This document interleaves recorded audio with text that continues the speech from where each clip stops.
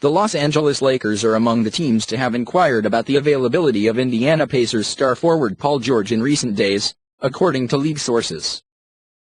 While the conversation didn't go beyond an initial expression of interest which is common in the NBA in advance of the trade deadline, it's notable simply for the names involved. New Lakers president of basketball operations Magic Johnson and Pacers president Larry Bird, lifelong rivals and close friends, were on the phone together. In his first full day in charge, after Tuesday's stunning promotion from an advisory role in the wake of the twin dismissals of longtime Lakers general manager Mitch Kupchak and executive vice president of basketball operations Jim Buss, Johnson arrived at the Lakers' offices early Wednesday to work the trade phones and, yes, throw in a call to Bird. USA Today reported Wednesday that George recently met with Pacers owner Herb Simon to expound face-to-face on what he told ESPN's Mark Stein last week during All-Star festivities on ESPN Radio. George still longs to lead Indiana to its first NBA championship but wants to know he is part of a title-contending roster before committing to a lucrative contract extension this summer. Sources confirmed to ESPN in the wake of that meeting that Indiana has since invited teams such as the Lakers and Boston Celtics to make pitches for George in advance of Thursday's 3 p.m. Eastern Time trade deadline. The Pacers, at the same time, also continue to pursue roster upgrades of their own, after ESPN's Chris Haynes reported last week that the Pacers have made their first-round pick in the June draft available in trade conversations in hopes of strengthening George's supporting cast. Sources told Haynes on Thursday that some teams are apprehensive to pursue George, believing he would sign a long-term deal only with the Pacers and Lakers. Johnson has wasted little time getting busy since he was handed control of basketball operations by Lakers president and co-owner Jeanie Buss, quickly sealing a trade Tuesday afternoon with the Houston Rockets for a future first-round pick and veteran swingman Corey Brewer in exchange for high-scoring guard Lou Williams. Lead sources told Stein that the Lakers were also seeking a quality second-round pick from teams interested in veteran shooting guard Nick Young. Johnson addressed the Lakers players and coaches when they reported for Wednesday's practice at 1 p.m. local time.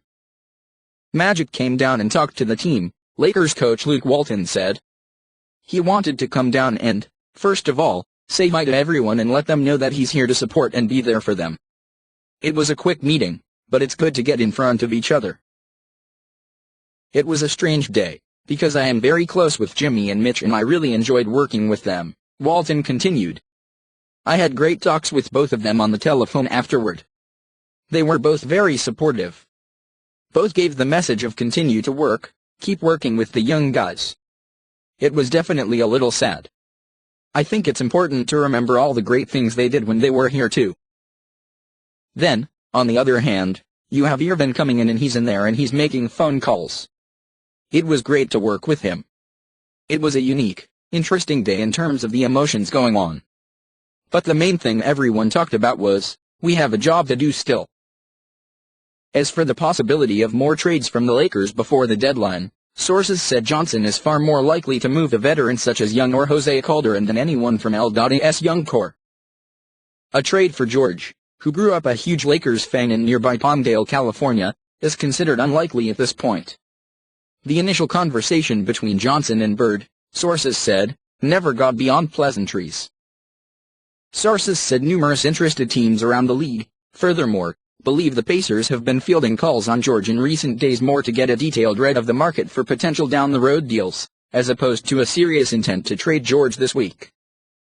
The Celtics, however, are widely known to be eager to trade for either George or the Chicago Bulls' Jimmy Butler. So the possibility remains that a strong offer from Boston on deadline day spurs the Pacers into trading George sooner than they ever imagined.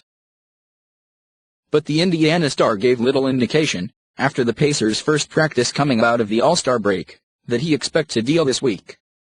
I have no concerns, George told local reporters. I'm here. I practiced today. My head is not wrapped around that. I've got a team to turn around in the second half, and that's what I'm committed to. George is scheduled to become a free agent in the summer of 2018. In last week's interview with Stein, when asked about the possibility of signing the contract extension of more than $200 million that Indiana is expected to offer him this summer, George said, as I told Larry, I always want to play on a winning team. I always want to be part of a team that has a chance to win it all. That's important. I want a chance to play for a chance to win a championship. The Pacers lost 6 straight games entering the All-Star break. They sit 6th in the Eastern Conference at 29-28. ESPN first reported earlier this week that the Philadelphia 76ers' Yalo Okafor was among the targets Bird has pursued to fortify the roster around George, Myles Turner, and Jeff Teague. Indiana can't offer George one of the league's new designated player extensions in excess of $200 million, in this case unless he makes one of the league's 3 All-NBA teams this season.